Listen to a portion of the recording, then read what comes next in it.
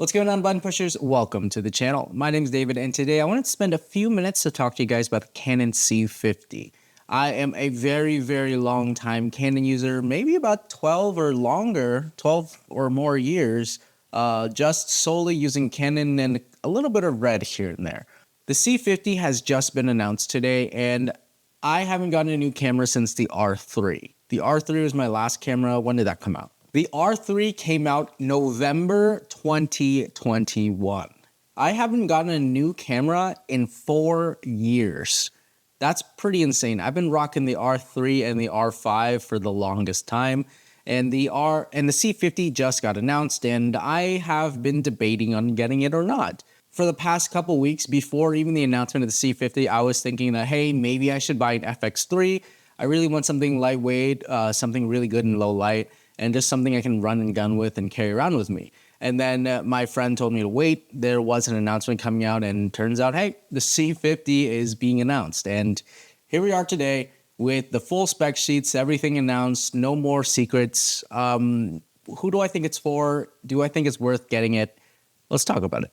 So first of all, I'm sure that if you're watching this video now, you've seen the spec sheets and everything, and you don't really care to learn more and hear the same exact specs, but you want to know exactly what I think. But I think that coming from a perspective of potentially buying an FX3 in the Canon space, I think it's really nice that the C50 came out, because you don't have to go ahead and change up your lens space, you know, like resell your lenses and find a whole new environment or new group of lenses to go through, because that was one of my biggest concerns, was that I would maybe need to change my lenses and just go to Sony lenses, because there are times where, yes, I will need autofocus, but most of the time now with professional shoots, you probably don't. But I think that the C50, especially now, is being looked at by prosumers and consumers rather than professionals, because as far as the C50 goes, I think that the market is really content creators, prosumers,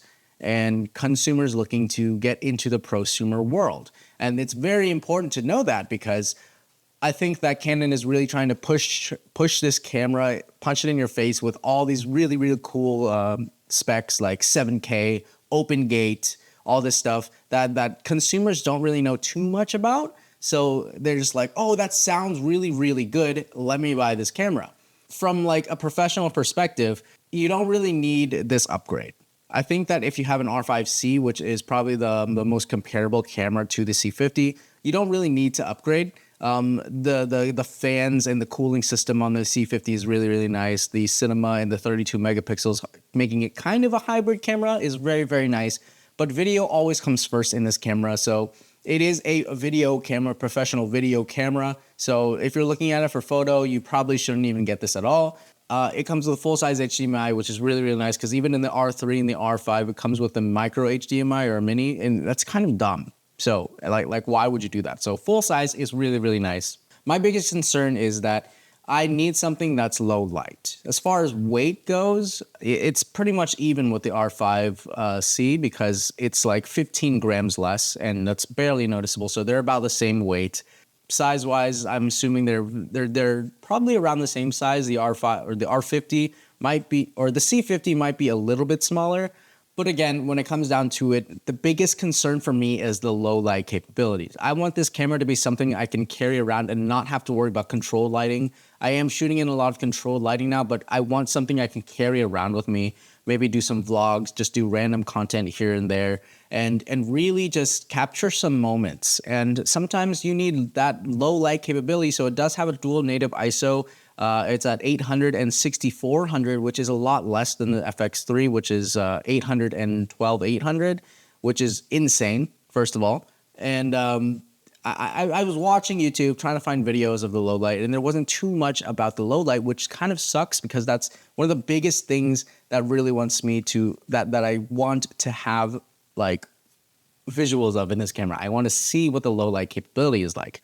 There is lacking IBIS, there is lacking internal NDs, which is old tech now at this point that people are expecting in pretty much any camera ever. And Canon did not provide that in here, which isn't too big of a deal sometimes, especially in controlled setting as far as IBIS goes. But internal NDs would have been super nice to have. Maybe in the future they will finally include that. That's one of the biggest things that filmmakers are looking for, internal NDs. They could probably go out without IBIS, but internal NDs is super, super important to the filmmaking world.